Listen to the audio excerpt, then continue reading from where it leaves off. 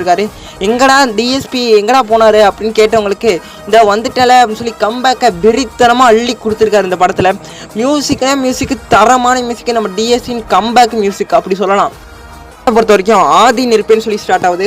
நெருப்புனாலே அது ரொம்ப தகன்னு எரியும். அதுவும் ஆதி நெருப்புனா நெருப்பு உருவான இடம் அதை குறிக்கிறாங்கன்னு தான் நான் நினைக்கிறேன். ஏன்னா நெருப்பு வந்து அந்த காட்டுக்குள்ளேருந்து தான் உருவாகும்.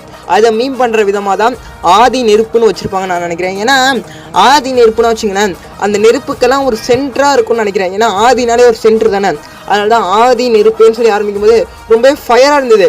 இந்த ஆதி நெருப்பே ஆறாத நெருப்பேன்னு அந்த ஒரு டியூன் போகும்போதே ரொம்ப சூப்பராக இருந்தது.